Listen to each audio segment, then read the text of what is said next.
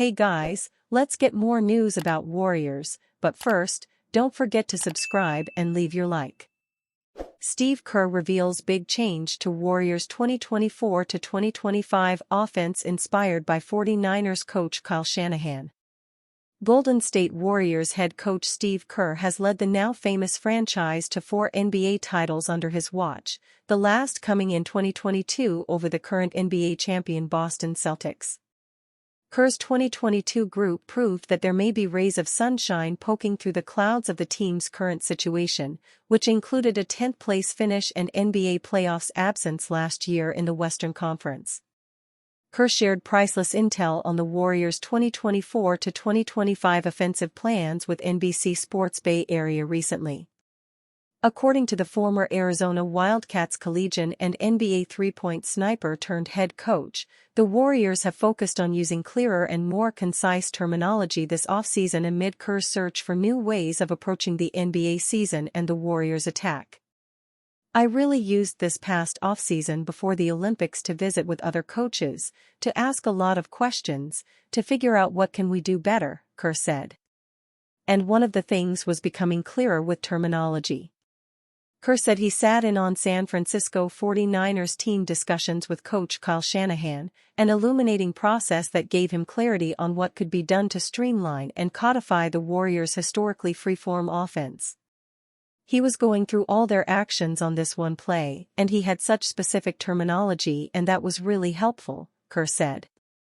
We haven't labeled a lot of things. We've ran a lot of organic offense in the past where we've kind of given them the freedom to roam and play out of concepts, the Warriors' head man continued in reference to the 49ers meeting.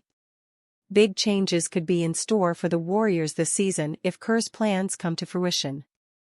We're labeling things, we're trying to make things a lot more clearer, especially for our young players so they know exactly what the cut is called, what the screen is called. So that's a change for us and something we're trying to do better, and I think it will make a big impact. I don't love the idea, Steve Kerr drops major hint on Warriors starting lineup. As the trio of Brandon Podziemski, DeAnthony Melton and Buddy Hield seemingly battle to win a spot next to Stephen Curry in the backcourt, there's also huge question marks on how the Golden State Warriors front court will shape up as training camp gets underway in Hawaii. Discussion during the offseason has largely centered on which of the 4 primary options misses out on a starting role: Andrew Wiggins, Draymond Green, Jonathan Kuminga or Tracy Jackson-Davis. As expected, Kerr confirmed to reporters on Tuesday that Green will start, even if there's an argument to be made for a radical lineup shift that sees the veteran move into a sixth-man role. That transition will probably happen at some point before the 34-year-old's career is out, but evidently it's not on the horizon quite yet. But Kerr is still uncertain on whether Green will start at power forward or center, leaving a significant decision that will drastically alter the way the Warriors want to play, and have ripple effects on a number of plays across the roster. While he may still be deciphering where Green will start, Kerr dropped a fairly significant hint on Wednesday when he stated, "I don't love the idea of Draymond being the starting 5 and playing heavy minutes there game after game." Kerr's comments continue a trend that suggests Green will take his customary role at the 4, with the Warriors having already outlined their desire to be an elite defense this season. They were that in the final 11 games of last season with the Green/Jackson-Davis tandem, but don't discount veteran Kevin Looney, who Kerr noted is lean and playing really well. If Green does take the power forward spot, that leaves the small forward position between Wiggins and Kuminga. As outlined here, Kuminga appears the odd man out given early indications, albeit there's an entire training camp and preseason still to play out. Kerr also stated that JK had a really good day today, while Wiggins has been limited throughout the first 2 days of training camp due to illness. They may enter the game as strong favorites, but the Warriors season opener will provide early answers on their front court combination given the Portland Trail Blazers possess talented 7-footers DeAndre Ayton and Donovan Clingan, not to mention former All-Defensive center Robert Williams III. Early tip-off for NBA 2K25 is officially here, allowing fans to play with their favorite teams before the new season gets underway in October. With recent rating reveals not being overly kind to the Golden State Warriors, there was plenty of intrigue on how the remainder of their roster shapes up on the game. 2K had previously revealed the top 100 current players, with the Warriors only featuring twice thanks to Stephen Curry, 7th, and Draymond Green, 65th.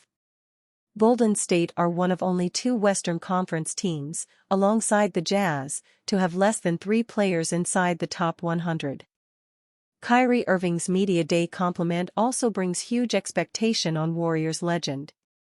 The Golden State Warriors undertook Media Day on Monday with one notable absence, Klay Thompson.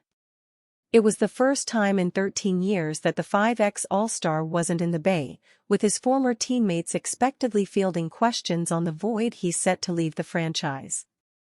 Meanwhile in Dallas, Thompson was rocking his new team's jersey and speaking of the excitement of play alongside Luka Doncic, Kyrie Irving and a Maverick squad that just reached the NBA Finals.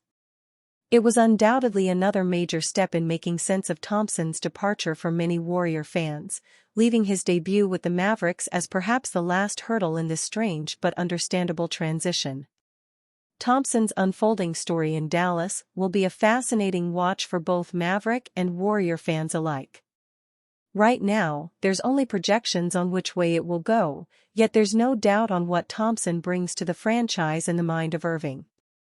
Once notable rivals in the NBA Finals, Irving delivered a glowing compliment of Thompson in stating, "I feel like our dreams can be possible because he's here now." It's hard to give higher praise on a new teammate's possible impact than that, but it also ramps up the expectation on Thompson to be the missing piece in Dallas' hopes of going one step further this season.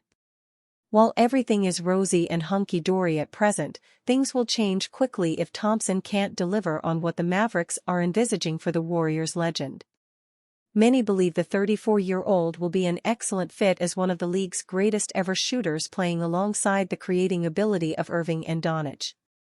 But at the same time there are also concerns about whether Thompson will be happy simply in a spot-up role, with the 4X champion conceding himself that "I know I'll obviously have to adjust to Luka."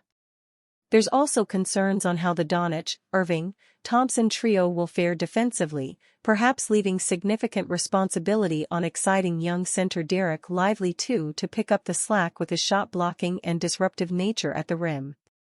Irving also revealed that it was easy to convince Thompson to head to Dallas. While the 8X All-Star clearly referred to that in regard to the positives of the Mavericks organization, it may also give an indication of just how keen Thompson was to seek a fresh start away from the Warriors. And you, fan? What do you think of the situation of Kyrie Irving? Leave your opinion in the comments.